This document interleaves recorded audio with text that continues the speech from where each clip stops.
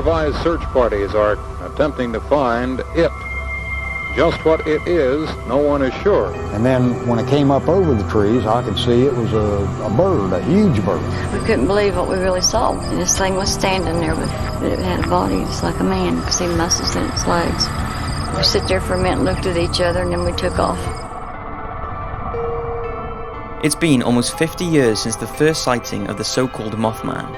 But what was it? Just an urban legend, or is there really some truth in the bizarre encounters with this bird-like creature?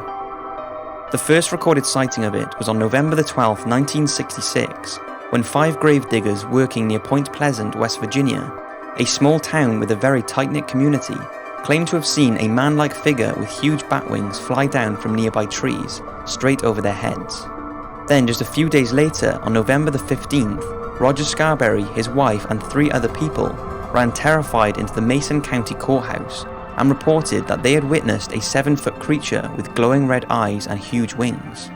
At first they thought the red eyes were car lights, but when they realized it was in fact a creature, they sped off very quickly, with everyone in the car later reporting that the creature followed them closely but flew off into the night sky as they approached the courthouse. Deputy Millard Halstead, who had been on duty the night of the incident, said he was convinced the people were not lying. Everyone knew everyone in the community, and he knew the people had never been in any trouble before. All 5 of them gave exactly the same account of what they had seen, even though they were interviewed in separate rooms, and the deputy said the terror in their eyes was very real, and that he was convinced they were not lying and did see something that followed them. The incident was taken so seriously that the deputy went with Scarberry back to the site near the McClinton Wildlife Management area where the creature had first been spotted, and although nothing was found, it wasn't long before this sighting and the gravediggers sighting got around and frightened the locals.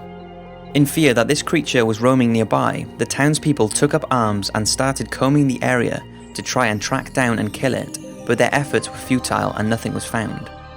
Not long after, Marcella Bennett, who was completely unaware of the sightings, was visiting a friend who lived close to the wildlife area. As she left the house to walk to her car, she was confronted by a large grey, human-like creature that had giant wings and glowing red eyes. Marcella was so terrified she said she dropped her infant daughter and then fell on top of her to protect her from whatever this thing was. Marcella stayed like this for several minutes and was paralysed with fear. She said she then stared into the glowing red eyes of the Mothman and was eventually able to get up and run back to the house with her daughter, where the police were quickly called.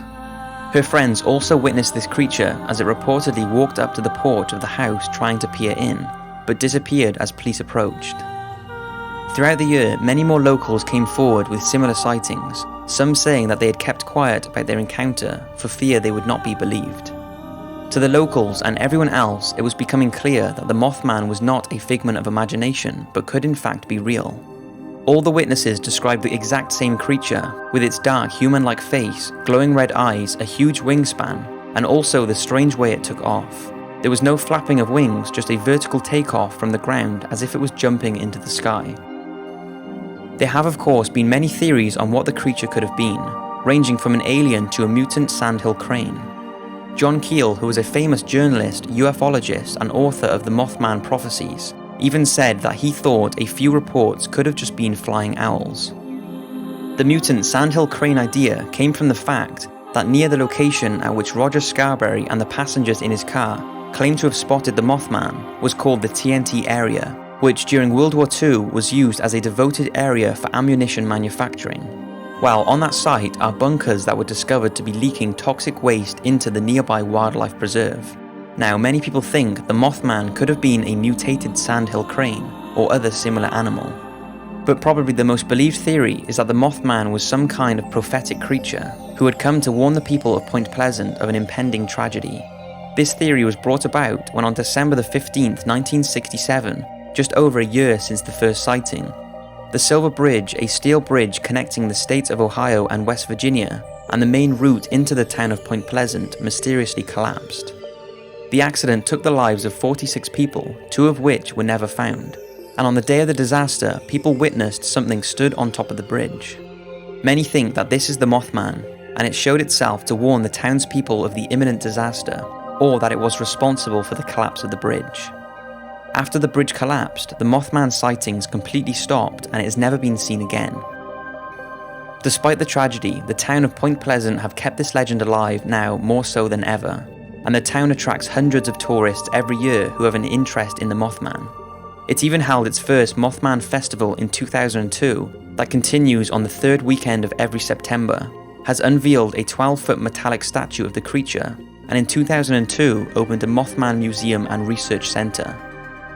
Along with the films, books, stories and documentaries, the Mothman legend will continue to live on and leave us wondering what exactly did the people of Point Pleasant witness during the 1960s. So that's it for this short documentary. I hope you've enjoyed and let me know what you think the Mothman could have been. Was it a real one-off creature, a mutation, or just the people's imagination? Thanks for watching and I will see you again in the next video.